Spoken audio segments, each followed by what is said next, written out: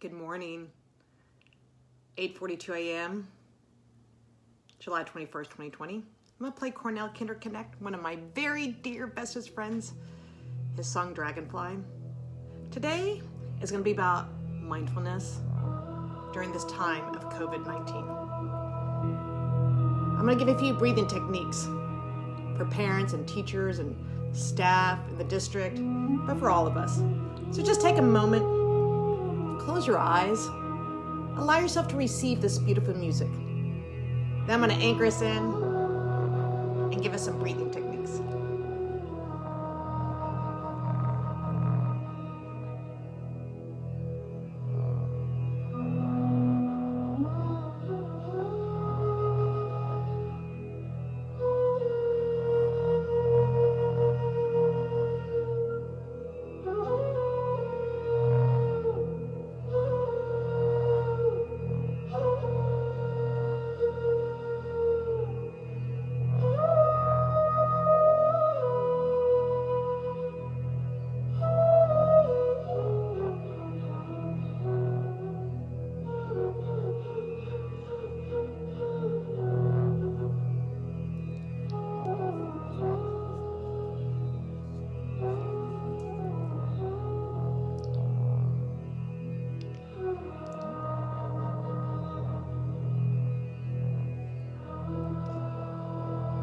And just bring your attention to your body where you're sitting, eyes are closed. We're gonna breathe in through our nose and out through our mouth 3 times. That's an anchor to bring us fully in this moment. But to notice any sensations, notice any thoughts, just presence them. Breathe in. And breathe out and let that exhale be just a little bit longer. Just release. Breathe in. And breathe out, settling the energy. Breathe in. And breathe out. And with your eyes closed, hand on heart, one on belly, let's just sit just for a few more seconds, bringing ourselves present to this moment.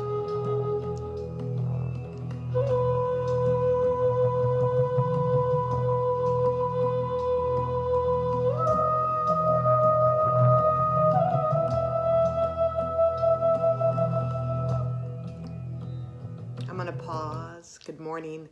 So the conversation this morning really is going to be some techniques. I was on the DISD call with Board of Trustee Dan Mitchke, and he did a beautiful job of maintaining the calm.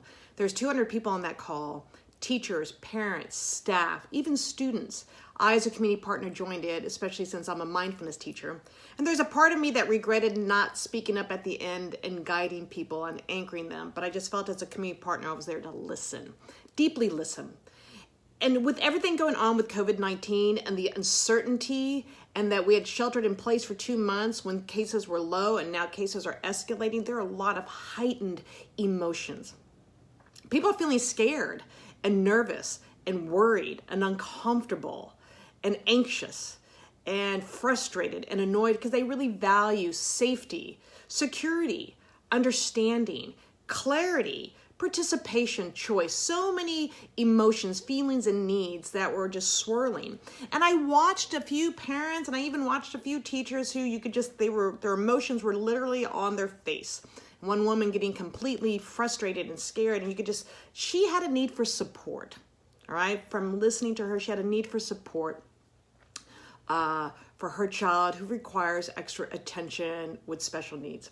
So I'm going to give you just a couple breathing techniques because I'm going to post this on Friends of Hexter. But anybody who's just looking how do I navigate these difficult emotions with COVID-19, with the rising cases, with the uncertainty, and it's really about bringing ourselves to this present moment. In regard to education, we must listen to our teachers, administrators, counselors, and staff. They are the boots on the ground. Their expertise is vital right now. And we as community partners, as parents, even if you don't have children, and even if you don't participate in the school system, you as a citizen is being called, you're being called to support our teachers, administrators, counselors, and staff by listening to them. And then we are the voices that are going to have to go to a state level, to a federal level.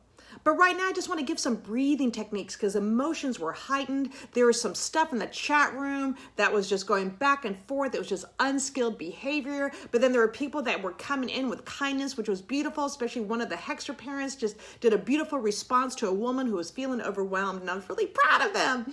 So first technique is the anchor that we just did. Because what's happening, that part of our brain, that limbic system, that lizard part of our brain, the amygdala, that's there to keep us safe, okay, is being flipped. People are in fright mode. Fright, flight, and frozen. And fright, it's just flipping because we're anticipating worst case scenario and what are we going to do, and I don't know how the school's going to look like and how we're going to keep people safe, and some schools don't even have air conditioning or the supplies that they need, and parents, and it was just swirling because they were in an activated amygdala. And it really is that we got to anchor in this moment and get to our prefrontal cortex so we can make some good decisions. Now, here's the thing, parents who are watching this and staff, all of your needs will not be met. Let's just be clear on that. There's 170,000 or 150,000 students in Dallas. And what I was noticing was frustration because people were wanting answers, whereas Dan was just there just to listen about suggestions for the calendar. All right, they're still trying to navigate crisis learning. This is crisis learning. All right, teaching, evaluation, and testing needs to be circumvented because it's not a normal time and it's not going to return anytime soon. All right, but we've got to calm that part of our brain and get to the present moment and literally into our heart and our breath. But it's our breath, those deep, like in through the nose and out through the mouth, inhalations, exhalations, that's going to dial down that nervous system. It's going to start signaling to the brain that right here in this moment, I'm okay. Right here in this moment, I'm okay. It's diffusing the anxiety by connecting in the body sensations, your senses, sight and sound and smell and taste, maybe movement, walking and beauty. But we've got to shift to redirect. So then we can hear all the validity of the emotions, of the difficult emotions that are rising. But then we can come together because this is going to have to be a very cooperative, collaborative approach to what we're co-creating with the uncertainty of COVID-19. And so I call it high creativity, but I want to bear witness and honor all the parents who were expressing their challenges. The mom who's an essential worker with 2 students, the mom who has a student at Booker T and she's concerned about, how they would sit 2 or 3 on a seat in the bus and how are you going to keep kids separate. The pre-K teachers and kindergarten teachers and elementary teachers, like how do we keep, kids are always sliming each other or, sticking pencils up their nose. And, it was kind of funny listening, but if you've been with elementary students, that's what they do. They're all over the place with each other. And so there's legitimate concerns, but we have to anchor in the moment. So the first thing, here's a couple techniques. I'm going to give you 3. The anchor in the body. You can do left hand like heart math, on heart, one on belly. When I anchor in my body and I am breathing in through my nose and slowly out through my mouth, it's a circular breath. And as I share with the kids, breathe in like a certain color red. Imagine blowing out all these red bubbles. You begin to tell your nervous system, you're dialing it down. It will take more than 3 breaths. The anchor is 3 because it brings us in the moment. But to continue to breathe in and breathe out. Breathe in and breathe out and just feeling it deeply. Breathe in and breathe out. Now that's just an anchor to bring me in the moment. But if your mind, if that part of your brain is flipping, then it's counting till you feel it dialing down. Breath box is the 4-4-4-4 breath. All right, so we're creating a box. So square has 4 sides. They're equal. I always have the kids draw it out. And so we inhale to the count of 4. We hold the breath for 4. We exhale for 4. Breathe in, hold, breathe out, hold. I always get it wrong, right? So here we go. So breathe. Let's do 3 together. So breathe in, 2, 3, 4. Hold, 2, 3, 4. Out, 2, 3, 4. Hold, 2, 3, 4. Breathing in, 2, 3, 4. Hold, 2, 3, 4. Out, 2, 3, 4. Hold, 2, 3, 4. Last one, breathing in, 2, 3, 4. Hold, 2, 3, 4. Out, 2, 3, 4. Hold, 2, 3, 4. Breath box, making a square, 4, 4, 4, 4. It really helps to trace it or to draw it. And then the third one is the 4-7-9 breath that Dr. Andrew Weil has a video on YouTube. So once again, he says just take 4 of those breaths where you inhale to the count of 4, hold for 7, and out for 9. So let's do it together. Breathe in, 2, 3, 4. Hold, 2, 3, 4, 5, 6, 7. Out, 2, 3, 4, 5, 6, 7, 8, 9. One more time. Breathe in, 2, 3, 4. Hold, 2, 3, 4, 5, 6, 7. Out, 2, 3, 4, 5, 6, 7, 8, 9. And then you can do that 2 more times. I still need to ask why only 4, but it's that to help calm the anxiety, because the brain is just simply reacting. It's reacting to fear, it's futurizing, it's an imagination, it has valid concerns. You know, you have valid concerns about your safety in school, and the parents have valid concerns about the safety of their children, and what if they bring it home, and what if they get me sick? And so we want to just really bring ourselves present in this moment. In this moment. So then we can start coming from this part of our brain and our heart too, so that we're creating some positive solutions together in collaboration and cooperation.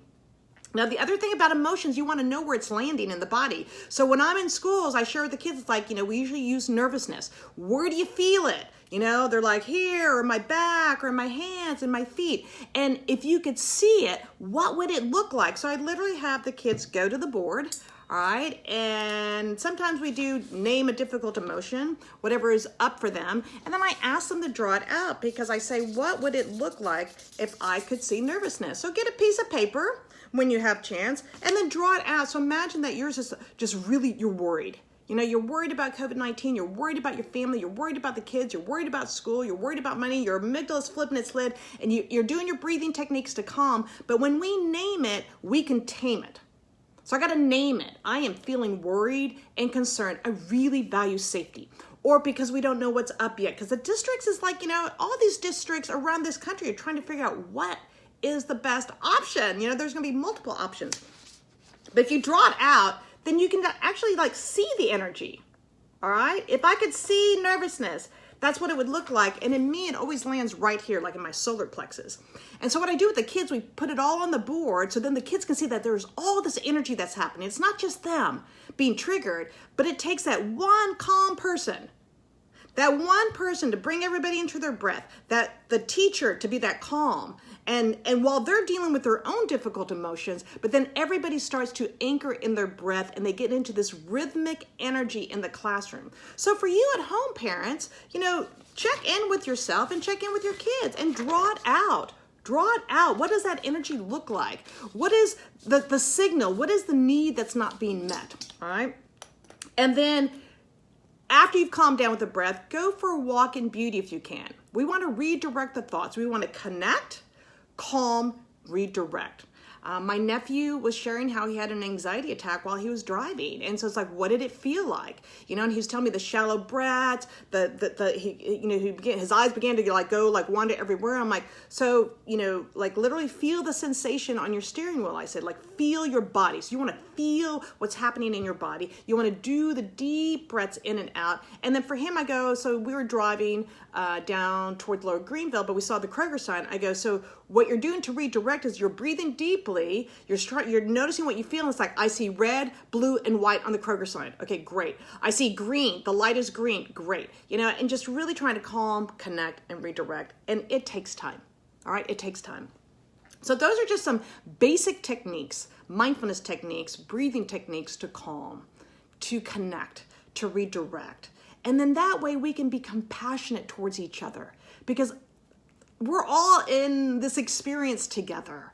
but especially in school right now, because when we went into shelter in place, the numbers were like this. Now the numbers are getting like this and bigger. And so these are legitimate concerns.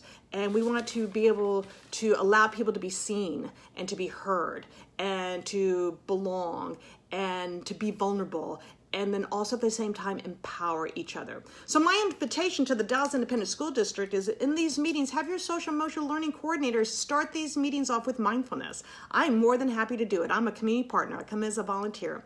And then to really start cultivating this practice with our teachers right now, and listening and connecting and then calming and redirecting. It is going to take heightened creativity and innovation during this time. This is crisis learning. This is crisis learning. And we have to remember it won't last forever. But at the same time, I want to be present to what I'm feeling. I want to anchor my breath. I want to calm my nervous system. I want to connect to that part of my brain where I can make really good choices, but I really want to drop into my heart too. Because I got to say, Dan Mitchgate is powerful because he was calm in the midst of chaos. You know, I mean, there was a lot of swirling energy, and I just want to thank him, first of all, for his leadership and all the people at the Dallas Independent School District and all the people in education right now around this country who are making very challenging decisions. But let's bring our teachers, our administrators, our counselors in. Let's bring the voice of our parents in. We've got to come together in cooperation. And this is a collaborative venture. And let's lift each other in those moments when someone may be having even more difficult emotions, but you're feeling calm. Be that calm. Be that kindness, presence, and connect. All right, so we are going to anchor out. So if you're just hopping on, you can go back to the beginning. It's all just about mindfulness. Whether it's at your work, at home, whether you have kids or you have elderly parents, it's for yourself. We want to be able to be in the present moment. And gratitude is a powerful practice that can help you redirect the brain. Especially like right now, I'm in I call it my treehouse casita. I've got coffee. I'm gonna have a little sip of coffee, all right? Oh, and being present to the deliciousness of that coffee will help me calm, because I too am navigating what does it look like to teach mindfulness. I can do it online. You know, it's connecting and it's staying calm and it's being that compassionate presence, and it's offering myself, you know, to teachers or administrators or counselors or parents, whoever needs just to have these skill sets. But let's do it together, all right? So we're going to anchor out with Cornell Kinderknecht. I'll place his link. His song, Dragonfly, is one of my favorite songs. So listen to music that will help you calm and connect, all right? Things that will bring you into like joy in the moment, despite the uncertainty. We cannot predict the future, but we can create in every moment the way that we want to experience the next day, the next day, and the next day, all right? So this is a conscious, collaborative time together collectively. And please, if you are mindful like I am, we must stand for our teachers, our educators, our administrators, our staff members, all right? At these schools, we have to be that voice of reason to the state, to the city, to the state, and nationally. We must absolutely come together for the safety of all and trust that things are unfolding for our highest good. All right, so let's listen to Cornell. We're going to anchor out. It was all about mindfulness today. So practice the breathing techniques. Sit in the stillness. Move the energy if it's too intense, but really it's the breath. The deep breath in through the nose and out through the mouth. That's the only thing, that continued practice, that will dial down the nervous system. Because our minds are very creative. So let's create a world that works for everyone. Let's create a way that supports us as we navigate these uncertain times. It's not going to last forever. But if you can bring yourself just to this now, just to this moment. And if you can see, that's my dragonfly picture on a tulip. So while I'm playing Dragonfly, you can, focus on the dragonfly. I love you. Have a magnificent day. I'll post this again at the end. Let's anchor out together. Just feel in the moment what you're feeling. If you can imagine seeing that energy with the breath, breathe it in and then blow it out. And as you blow it out, it's like the fog and the sun. They don't fight with each other. The fog just slowly dissipates. It receives that place of transmutation and transformation, all right? So breathe in and breathe out, anchored in this moment. Breathe in and breathe out. Breathe in and breathe out. Close your eyes. Listen just a little bit more.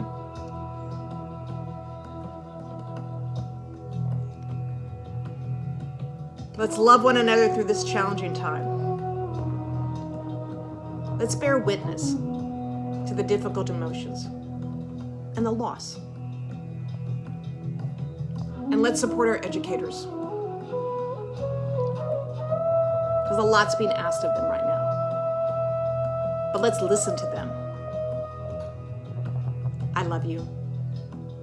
Have a magnificent day. Remember, we did anchor breath. We did breath box, the 4-4-4-4. And then we did the 4-7-9 breath from Dr. Andrew Weil. And we checked in with our emotions and where they're landing.